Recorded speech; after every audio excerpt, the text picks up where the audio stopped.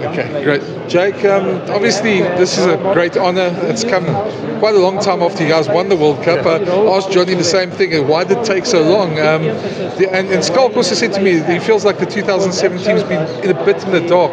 It's nice to get this honour, obviously. Yeah, look, Brent, I mean, I just said on all these other interviews, 16 years later, I mean, it's phenomenal. I mean, as I said, I put this blazer on today. It's first time, I think, in, like, 20 years, 16 years. So it brings back special memories, and it's wonderful that we get, accolade. And I'm saying we because I think everyone's out. I see Cheryl here, and I see Gert here, and me here. And the important thing is, it was a special group of players, special group of staff. Yeah, no, it was. And I mean, if you look at you guys' run there, I mean, you had a bit of luck in there as well, but still, that final is still one of the most epic ones. England still claimed that was a try. Have you sat back and watched that game ever again? I've never watched it. Never watched it. I mean, I watch highlights, and I watch now when it's on the reruns, and yeah, I mean, I think all the work that had gone into that. I mean, at the end of the day, the end result was the end result, and yeah, special. Brent, I mean, I said it just now as well, and I'm going to repeat myself, but it's a special group of players. If you consider that a lot of those guys played 3-4 World Cups, that same group of players. Frans Steyn played up until 2019, and you get guys like Victor and Bakkies. They played for a long time. Skalk played for a long time. Free, Ricky January. I mean, the list goes on. Jean, Brian Abana. They all. And the nice thing about that group is I mean, I think probably 2/3 of them played 100 tests. So it was a really special group of players together. I think also what people don't remember, people always remember the big moments, the 36-0 against England, the final, things like that. But also, I mean, there were some harrowing moments there in Lance against Tonga. There's some tense moments against Fiji. That tackle in Fiji with JP. Yeah. I mean, so look, but I think all World Cups have those little twists and turns, and we lost Skalk for 2 games because of that tackle against Samoa. Then Jean tore his bicep muscle, so he was out.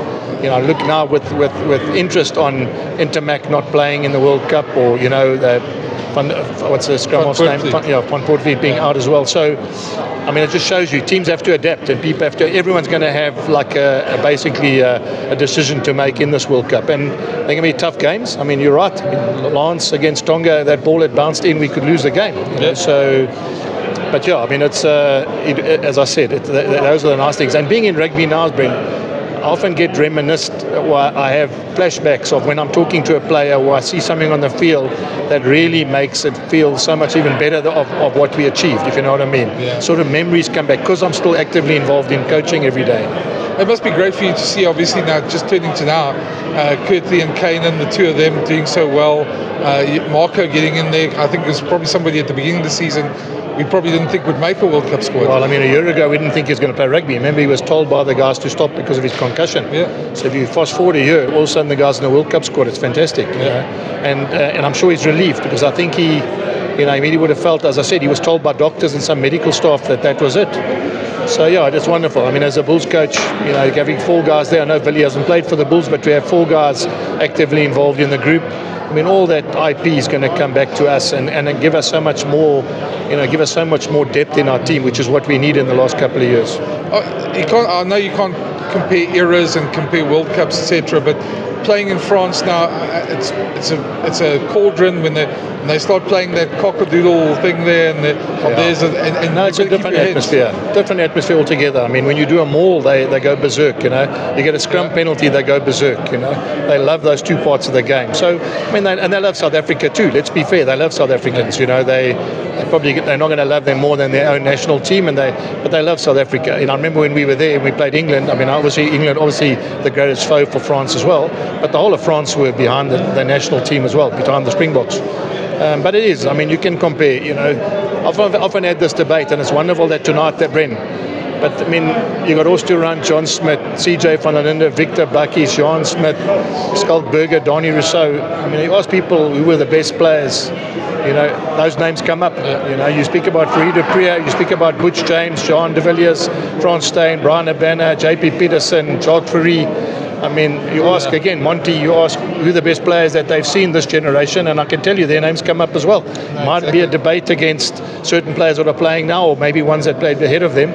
But the nice thing about this group is that if you talk rugby, basically every player that played in that team's name comes up when people talk about Springboks. I'm not going to obviously let you go without asking about the World Cup. just your thoughts about the Bok's preparation, the fact that the three big injuries in Duet, Pollard and Lucanio. Yeah, look, I think it's going to be, as I said to you just now, it's going to be a juggling act for every team. You know, they've obviously, as I said, and I watched a Rassi documentary a couple of months ago, saying their plan was always 23, 19 almost happened. You know, I don't want to say by default, but 19 happened on the pathway to finishing in 2023. So, I mean, and I'm sure they would have then covered their bases about what happens if you don't have everybody in 2023. But, you know, I'm envious because I know how nice the World Cup was in France, and I know, you know, what a special World Cup it can be in that stadium. You know, those memories, I'm sure, will come back even double for me when I see the final and I sit in that stadium and the same pictures and the same lights and same players, you know, standing in the tunnel with the World Cup, you know, waiting to be handed over. I think, again, all those memories will come back. So, yeah, I think it's going to be a really special World Cup, and for me, as I said, biasly, even more special because of the memories I've got out of that country. And just, I mean, obviously, it's such an open World Cup. Everyone's talking France, Ireland, New Zealand can't be written off ever. Any dark horses? Yeah, you know, I think it's probably the one World Cup where underdogs can win certain big games, and that changes the whole complexity of the tournament. I mean, that's the interesting thing. I think, to be fair, it is the toughest draw we've ever had, because however we get there, it's highly unlikely minnows are going to knock everyone out before we get to playing we're going to play someone big along the way, you know what I mean? We have to play Scotland and Ireland, but what I'm saying, over and above that, you're going to play France or New Zealand, and then you're probably going to have to play England, Australia, Argentina, and then you're probably going to have to play one of those other big guns again. Yeah. I can't see that once those big teams get to the end of the tournament, they'll get knocked out. Yeah. Well, I mean, also, I was going to ask you, your mate Eddie, he's also been heavily criticised. He's obviously picked his squad. Do you also see him picking a squad for the next World Cup rather than this one, that younger squad? Yeah, Brent, I've got no doubt. I mean, he's obviously got a contract till the 27 World Cup. They're going to host it. They got the Lions there in 2 years' time. I think he's obviously, if you read, I mean, being in coaching, he's basically brought in so many new caps into this World Cup. I think what he's trying to do is blood them for the Lions, then blood them again for the next World Cup. And if they do well, it'll be a bonus.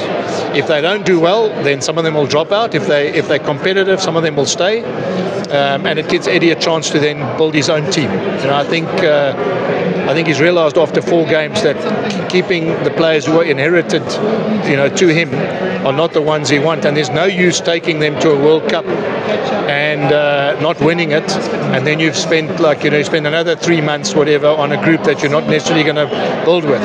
Yeah.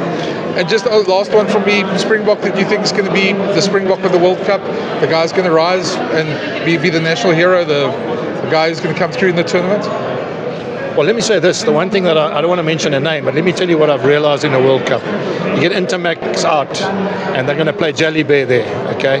When we lost Jean de Villiers and we put in Frans Steyn, look what Frans Steyn did. I mean, he won a World Cup and he won another World Cup. So, you know, if you look at all the teams around the world, there's someone that's going to be remembered for something.